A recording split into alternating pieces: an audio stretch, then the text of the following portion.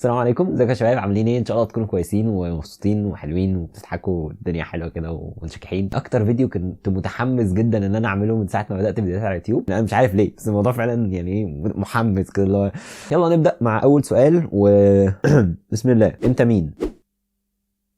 انا مروان عمرو. الاول هدي تعريف بسيط عن نفسي يعني بشكل عام عشان في اسئله لها علاقه بالموضوع ده. انا مروان عمرو، طالب في قسم عماره في كليه هندسه جامعه طنطا، سنه ثالثه، يعني خلاص داخل على 22 سنه، لسه صغير صح.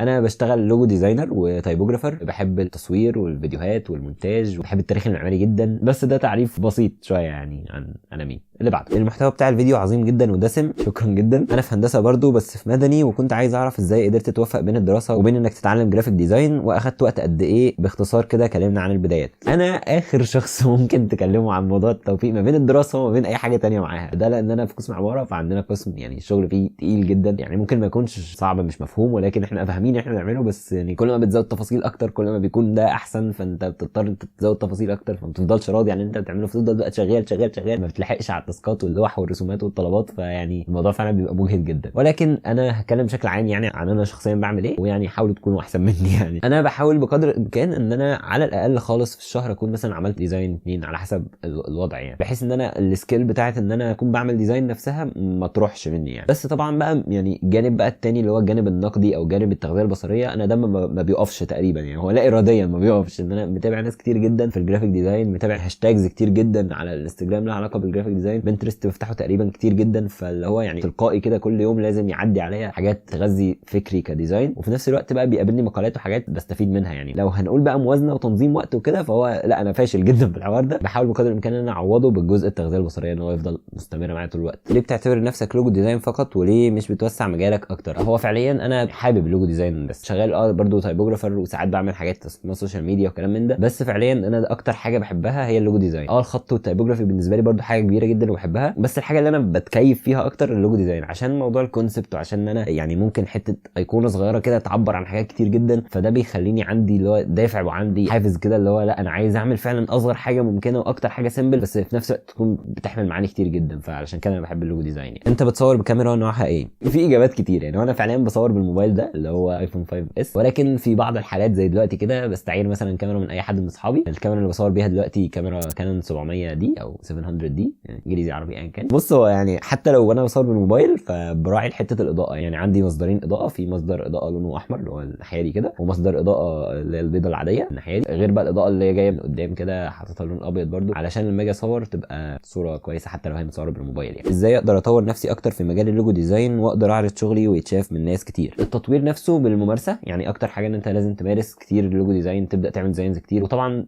تغذيه بصريه كتير، شخبطه كتير. وعملت فيديو عن الموضوع ده 10 طرق تخليك مستواك احسن في اللوجو ديزاين، مش لوجو ديزاين بس، هو كان بيتكلم عن جرافيك ديزاين عموما. هسيب برده اللينك بتاع الفيديو ده في الديسكربشن، او هتلاقيه هيطلع من هنا كده. ازاي بقى تعرض شغلك وينتشر اكتر؟ اولا ترفع شغل في كل حته، يعني عندك فيسبوك، تويتر، انستجرام، بنترست برده ممكن ترفع عليه. يفضل تكون عامل بورتفوليو على بيهانس اصلا، ان شاء الله هعمل فيديو على الموضوع ده. بالاستمرار والمتابعه، وتختار الهاشتاجات كويس، وتحاول بقدر الامكان تسوق، وجروب الواتس بتاع العيله، انشر الشغل بتاعك في كل حته، وخد اراء ناس كتير، فده هيخلي الديزاينز بتاعتك تنتشر وناس كتير تشوفها، وهتخلي في نفس الوقت مستواك يتحسن. يعني برنامج المونتاج، بستخدم برنامج ادوبي بريمير برو 2018. في ناس ممكن تسالني برضو انت الجرافيكس اللي بتعملها والحاجات اللي بتطلع دي اللي هي بتاعت التكست بوكس دي برضو حاجه لسه متضافه جديد في 2018 في البريمير، اسمها اسينشال جرافيكس. هل الاونلاين كورسز على يوديمي او غيرها مصدر اساسي لبدايه كارير كديزاين؟ الكورسز بتاعت يوديمي والمواقع دي وكورسيرا والحاجات دي بتبقى شامله الجزء النظري والجزء الاكاديمي، ومعاه الجزء الثاني اللي هو التكنيكال او التولز والكلام من ده، فهي كبدايه هتكون بدايه كويسه جدا كمان. بس طبعا يعني الكورسز لوحدها ما بتبقاش كفايه، لازم تطبق وتحاول تشتغل بايدك، وتحاول برضو تتفرج كتير وتشخبط كتير وتغذيه بصريه كتير وهكذا، ونقد وتحليل وبتاع تفاصيل مع بعضيها كده بتكون الكارير بتاع الجرافيك ديزاين وكده. كنت عايز اسال ابدا اشتغل فين كمستوى متوسط؟ طيب هو انا مش متاكد او مش فاهم مستوى متوسط ده اللي هو فين في المتوسط، لان المتوسط دي يعني رينج كبير، انا مش عارف اماكن معينه مثلا تشتغل فيها، او عارف مثلا شركات معينه او كده، ولكن كنت سمعت اكرم ويليام في مره قال يفضل ان انت تشتغل في الشركات المتوسطه، اللي هي لسه شركه بادئه وشركه صغيره، ولا هي شركه يعني مالتي ناشونال، او مثلا شركه بروفيشنال قوي وشركه كبيره. يعني الشركه المتوسطه هتوفر لك حته ان انت تتعلم وتفهم السوق ماشي ازاي، بحيث ان هي بعدها تخش في مرحله ان انت تشتغل مع شركات كبيره. لان طبعا لو اشتغلت بقى في مطبعه لسه في البدايه، او في شركه صغيره صغيره مثلا او حاجه، بتبقى غالبا فرصه احتكاكك بالناس الخبراء او اللي هم عندهم خبره كويسه في المجال قليله، فما بتتعلمش كتير يعني، فيفضل تشتغل على طول في شركه متوسطه. انا مش موهوب في الرسم بس عندي افكار كتير عاوز اطبقها، هل دي عقبه تخليني ما ابداش؟ لا،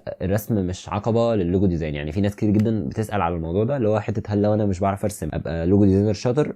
عادي، ممكن تكون لوجو ديزاينر شاطر وما بتعرفش ترسم. يعني انا شخصيا مش رسام ولا حاجه، بالسنس كده بحاول اعمل اي حاجه على قد ما اقدر يعني، لان الجرافيك ديزاين فيه ميزه ان انت تعرف تجيب صور جاهزه او حاجات معموله قبل كده وتحاول تمشي عليها وتحاول تاخد منها الفكره، حاول تقصقصها مثلا وتستخدمها كديزاينات بعد كده. كل دي حاجات بتساعدك ان انت تعمل بعد كده الديزاينز بتاعتك من غير ما تكون محتاج ان انت تكون رسام. انا بنصح جدا ان انت قبل ما تعمل ديزاين تشخبطه على سكتش بس كده على ورق يعني، حتى لو انت ما بتعرفش ترسم، مجرد بس ما توزع العناصر وتتخيل شكل الحاجات اللي انت حاططها في دماغك على الورقه، هتعرف انت بتفكر ازاي او ايه اللي انت متخيله فعليا عينك شايفاه ازاي. فلما تيجي تشتغل جرافيك ديزاين بقى على البرامج مثلا فوتوشوب او حاجه، هتلاقي الموضوع بقى اسهل ان انت تعرف تجيب العناصر اللي انت فعلا محتاجها، يعني الحاجه اللي انت متخيلها اقرب حاجه ليها كانت ايه. مع الوقت هيخليك تعرف تعمل ديزاينز كويسه، وفي نفس الوقت هيخلي مستواك انت في الشخبطه على الاقل هيتحسن مع الوقت يعني. مش هتبقى احسن رسام في الدنيا بس تبقى احسن ديزاينر في الدنيا عادي. مصادر لتعلم الخط العربي. الخط العربي انا سمعت فيديو لحازم السنديوني من كام يوم كده، كان بيتكلم على ان يفضل ان انت يكون في استاذ بتتعلم على ايده، علشان يعني شويه اسباب كده هو قالها في الفيديو ده، كان فيديو لايف، فهو لو لسه اللينك الفيديو بتاعه موجود هحط اللينك بتاعه يعني. فمبدئيا انصح ان انت لو عايز تتعلم خط عربي ممكن تروح لمدرسه خط، وبرده تابع ناس خطاطين على الفيسبوك مثلا، ودول كتير جدا، في مثلا حازم السنديوني، عبد الغني شعير، في اسماعيل عبده، في محمد ابو الليل. محمد ابو الليل عنده قناه على يوتيوب اصلا اوريدي بيعلم فيها خط. لطيف ان انت برده تتابع الناس دي، وممكن تسالهم على ناس تانيين، يعني انا مش عارف كل الخطاطين في الدنيا، فانا دول بس الاربعه اللي في دماغي حاليا، فممكن تسال على ناس تانيين وتروح تدور عليهم يعني. الجرافيك ده موهبه ولا فن؟ طيب خلينا في الاول نعيد صياغه السؤال تاني. الجرافيك ديزاين حاجه بنكتسبها او بنتعلمها ولا هي موهبه؟ الاجابه هي لا، حاجه بنكتسبها ونتعلمها، لان الجرافيك ديزاين ده علم وليه قواعد وليه تفاصيل وليه حاجات كده خاصه بيه، لو اتعلمتها وقدرت تطبقها 1 زائد 1 يساوي 2 هتطلع جرافيك ديزاين. ولكن الموهبه بتكون في الحس الفني او الجمالي للديزاين، بتكمل الديزاين. يعني لو انا مش موهوب، ممكن لو انا اتعلمت وفهمت الجرافيك ديزاين ده عباره عن ايه ومشيت على الخطوات بتاعه القواعد بتاعه الجرافيك ديزاين، هوصل ان انا اعمل ديزاين ممكن يكون مساوي في القوه لواحد موهوب بيعمله بالسنس كده. لكن نيجي بقى لحته يعني الفرق ما بين الديزاينر والفنان، فهو في فرق. الفنان هو ده الشخص اللي بقى قاعد كده عايش في ملكوت الله كده، هو بيعمل مثلا بوستر، هو لمجرد ان هو هبت في دماغه عايز يعمل بوستر فبيعمله وينزله للناس تتفرج عليه، عايز يوصل رساله معينه او مش عايز يوصل رساله معينه، عايز يعبر عن نفسه، عايز يعبر عن حاجه اللي هو شايفها وات ايفر، ده كده اللي اسمه فنان. الديزاينر او المصمم الشخص اللي بيكون مطلوب منه التصميم ده ان هو يعمله بناء على طلب ده ليه ديدلاين، هو في وقت معين لازم يسلم فيه التصميم ده، وبيكون التصميم ده بيخاطب فئه معينه او بيستهدف حاجه معينه، مش هو اللي من دماغه عايز يستهدفها، هو مطلوب منه ان هو يستهدف الحاجه دي. انا بحب جدا الرسم والخط العربي وعايز انمي قدرتي في الاثنين، بس مش عارفه هل انا كده مشتته ولازم اتجه في حاجه واحده ولا لا. طيب انت مبدئيا مش مشتته ولا حاجه، يعني ان الخط والرسم لهم بعد فني بشكل ما، ولكن احنا ممكن نفكر بطريقه مختلفه. احنا نفكر ازاي ندمج الاثنين مع بعض. لو انا بحب حاجتين ممكن ادمجهم مع بعض، ممكن مثلا ادمجهم بنسبه 50% 50% ان انا ادخل الاثنين في بعض بشكل كامل يعني، او ممكن مثلا اخلي واحد فيهم ليه اولويه على الثاني. حابب الرسم اكتر فممكن ادي الرسم اهتمام 70% ان انا اتعلمه، وادي اهتمام للخط مثلا 30%، واعمل اللوحه بتاعتي مثلا تكون فيها رسمه بشكل ما والخط بيكمل التفاصيل بتاعتها. ممكن ادخل فيها بعض الحاجات اللي لها علاقه بالخط تبقى تكميل التفاصيل. ممكن اعمل العكس، اعمل مثلا مخطوطه واللوحه كلها تبقى عباره عن مخطوطه فنيه، ولكن مثلا عايز ااكد عليها او اجود عليها اضيف لها بعض اللمسات الفنيه بتاعه الرسم. وارد جدا اعمل ميكس ما بين الاثنين يعني. جدي كان الله يرحمه كان رسام وخطاط الاثنين، موضوع عادي والله. انهي احسن، كورس جرافيك في المركز الثقافي الروسي ولا كاد ماسترز؟ بصراحه مش عارف يعني، انا ما اعرفش المركز ده بيعمل ايه ولا كاد ماسترز ده بيعمل ايه او ايه المحتوى اللي هم بيقدموه، ولكن اهم حاجه الكورسز منتشر للاسف حته ان هو ايه الكورسز بتاعه الجرافيك ديزاين بيعلم فوتوشوب، ممكن يعمل دبلومه الكورس مش عارف ايه يبقى فوتوشوب والستريتور وان ديزاين يعني، بقول غالب مش كل الناس، فده معظم الحاجات اللي موجوده. في ناس تانية بتدخل شويه الموضوع بتاع ان انا اعلم مثلا حاجات لها علاقه بالاساسيات بتاعه الجرافيك ديزاين او المبادئ وقواعد التصميم الاكاديميه وبتاع، بس يعني للاسف الموضوع بيبقى نظري بس ما بيبقاش فيه تطبيق قوي عليه، والموضوع في الاخر بيتحول ان التطبيق كله له علاقه بالبرامج بس واستخدام التولز. فلو يعني عايزه تتعلمي التولز ماشي ممكن تروح، لكن لو مش حابه ان انت تتعلمي التولز اللي هو عايزه تتعلمي جرافيك ديزاين كجرافيك ديزاين، فيا اما بقى كورسز اونلاين زي يوديمي وكلام من ده، يا اما بقى قراءه مقالات، واتكلمنا برده عن مصادر الجرافيك ديزاين في الفيديو اللي فات فممكن تتابعيها يعني. السؤال اللي بعده، هتكمل في الديزاين واليوتيوب ولا الهندسه؟ في الثلاثه يا باشا. ممكن نعمل كولابوريشن مع بعض، ممكن عادي، كلمني وقول لي الفكره اللي في دماغك ايه، ولو ربنا يكرم ممكن نعملها ان شاء الله. السلام عليكم، جيت اكتب سؤال بس طلع كبير، فباختصار ازاي اقدر اتعلم برنامج الالستريتور بطريقه منظمه؟ في كورس محمد خيال عامله على اليوتيوب، بلاي ليست كامله على الالستريتور، هسيب اللينك تحت في الديسكربشن، شرح كامل للبرنامج، فانصح جدا تروح تتعلموا منه يعني. انت مجال دراستك مختلف تماما عن مجال عملك. لو انا لسه في ثانوي ازاي اعرف احدد المجال اللي بحبه؟ المجال اللي بتحبه بتحدده غالبا بالتجربه، يعني مفيش اعتقد حاجه تانية ممكن تحدد بيها المجال اللي انت حابه غير ان انت تجرب كل المجالات المتاحه. دلوقتي النت موجود عليه كل حاجه، ممكن تسيرش بس ايه الحاجات اللي انا ممكن اتعلمها وانا في اولى ثانوي غير الدراسه يعني، فهتلاقي حاجات كتير جدا ممكن تتعلمها مثلا او تجربها. جرب جرافيك ديزاين، جرب ترسم، جرب خط عربي، جرب تصور، جرب تمنتج فيديوهات، جرب تedit على صور، جرب تعمل كروشيه، جرب تعمل مثلا ايه اوريجامي او بالورق، في ناس تعمل مجسمات مثلا بورق الكوتشينه مثلا، او يعني في حاجات كتير جدا ممكن تتعمل. فانت جرب بقى يعني، عيش يعني، اعمل كل حاجه. في فيديو كان علي محمد علي كان بيتكلم عن مشكله تعدد الاهتمامات. الفيديو ده هسيب اللينك بتاعه في الديسكربشن، يعني بشكل ما هيفيدك لو انت يعني قدامك مجالات كتير ومحتار تروح فين. يعني اللي بيتعب في الثانويه بيرتاح في الكليه، ولا دي اشاعات؟ دي اشاعات يا خيري، وابعد عن اللي يقولك غير كده، خصوصا في الكليات العمليه لان الكليه فعلا في الكليات العمليه بالذات بيبقى الموضوع يعني فيه شغل كتير وفيه مجهود كبير جدا، فهو بيبقى متعب اكتر. ازاي اقدر اتمرن او امارس الجرافيك ديزاين كمبتدئه؟ في فيديوهين ممكن تستفيدي بيهم في الموضوع ده. فيديو انا كنت عامله قبل كده عن 10 حاجات تنمي مستواك في اللوجو ديزاين، والفيديو الاخير اللي فات كان عن 5 مصادر لتعلم الجرافيك ديزاين. الفيديوهين دول المحصله بتاعتهم هتوصلك لان انت ازاي تتعلمي او تمارسي جرافيك ديزاين بشكل لطيف يعني. بس علشان اجاوب على السؤال، اهم حاجه تمارسي كتولز او برامج يعني على الكمبيوتر او كده شخبطه كتير، تابعي ناس لهم علاقه بالجرافيك ديزاين وتتعلمي منهم، تغذيه بصريه بشكل عام ونقد للحاجات اللي حواليكي. بس اعتقد دول حاجات كفايه يعني. وبرده في الفيديوهين دول هتلاقي التفاصيل، واسيب برده اللينكات بتاعتهم هنا فوق كده وفي الديسكربشن ان شاء الله. suggest local places mosques restaurants to visit in downtown. هو انا مش عارف داون تاون دي اللي هي وسط البلد ولا ايه، لان انا مش من القاهره. مطاعم مش عارف، بس يعني الحاجات التانية انا بحب شارع المعز جدا. فكك بقى من الناس اللي يقول لك هتقعد تصورك، وفكك بالحاجات الشعبيه اللي بتحصل والمهرجانات اللي بيعملوها بره بالليل دي. لا روح الصبح وادخل الاماكن اللي هناك، المساجد والبيوت والمدارس والحاجات اللي هناك دي فيها كميه جمال مش طبيعي يعني. في برده مسجد احمد بن طولون. مسجد احمد بن طولون لازق فيه على طول متحف اسمه متحف جاير اندرسون، ده اسمه بيت الكريتليه يعني. المتحف ده فيه كميه حاجات مدهشه من جوه يعني. هو بيتين لازقين في بعض كده. خد لفه هناك. السلطان حسن تحفه. القلعه لازم تروح هناك وتتفرج على القلعه من جوه وتشوف التفاصيل المبهره اللي جواها. دي كلها اماكن انت لو رحت هناك بس علشان تتفرج كده على الجمال اللي فيها، حاجه مدهشه جدا بصراحه.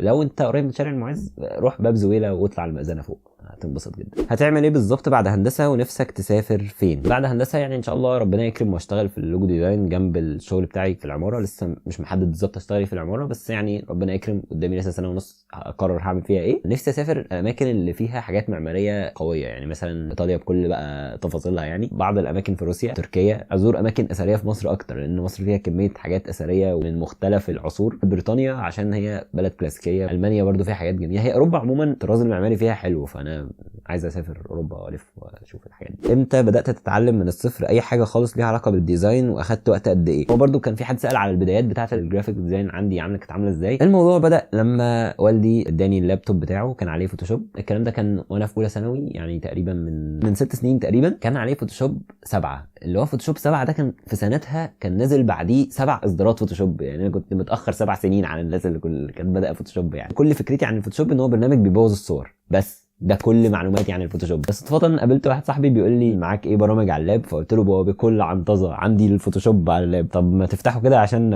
عايز اجرب حاجه ولا مش عارف ايه. قلت له لا بس انا مش عارف اسطبه. لا فالح قوي. نسخه قديمه جدا. فجبنا السيريال نمبر من على النت وشغلناها وبتاع. بدا يعلمني بقى، فهمني ان انا ايه اقص صوره ومش عارف ايه. اول حاجه بدا معايا بيها البين تول، اللي هو يعني دخل على الوحش على طول. كانت بدايه لطيفه يعني. اتعلمت برده شويه حاجات كده منه، ربنا يجازيه خير يعني. بعد كده بقى بدات اخبط بقى. اكتشفت ان في ليا واحد صاحبي جرافيك ديزاينر، كنا احنا الاثنين بطيخ في الاخر اصلا. وبعدين بدات الموضوع يعني يتطور معايا واحده واحده، بس ببطء شديد، لان انا ما كانش عندي نت في البيت، او كنت شغال بس من الباقه على الموبايل. فما كانش بقى قدامي فرصه ان انا اعرف يعني ايه يوتيوب بقى واتفرج. يعني انا اكتشفت موضوع اليوتيوب ده وانا في تانية عماره او في اولى عماره، اللي هو يعني اكتشفت بقى يعني ايه يوتيوب، يعني ايه سبسكرايب، يعني ايه قنوات بقى جرافيك ديزاين وبتاع. فعرفت بقى يعني اكتر ان انا سيرش ومستواي اتطور شويه، وبدات اتعرف بقى على ناس اكتر واخش جروبات المصممين وانزل الديزاينز بتاعتي، والناس تبدا تتفاعل معايا تديني رايها. وبدات اعمل بقى فريند ريكوست بالهبل للناس الديزاينرز اللي عندي في كل حته يقابلوني يعني. ده كانت البدايه وده مستوايا كان يعني. بص انا هقول لكم حاجه، انا ممكن اعمل فيديو اعمل ريفيو للديزاينز اللي انا كنت عاملها زمان. يعني مثلا لو عندي سيف بقى على نفسنا ونشوف الدنيا هتبقى عامله ازاي. هو طبعا الموضوع بفضل ربنا يعني، ان انا المستوى اللي انا فيه حاليا هو مش احسن مستوى في الدنيا، بس طبعا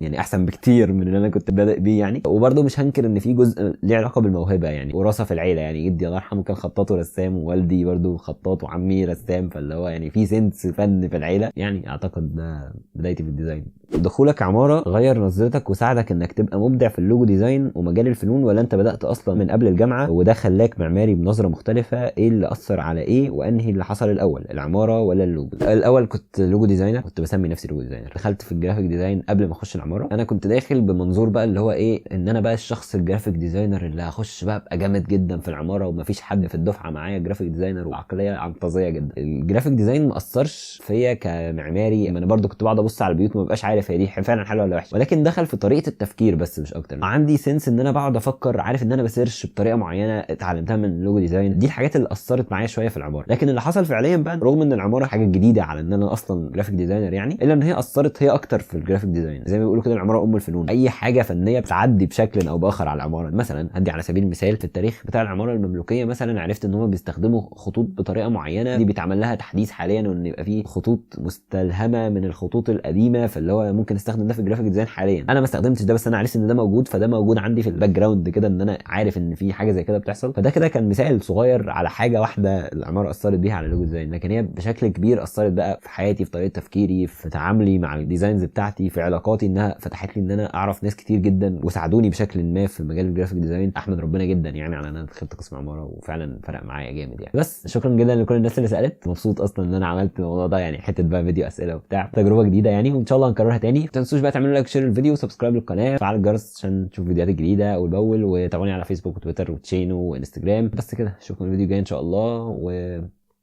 وسلام.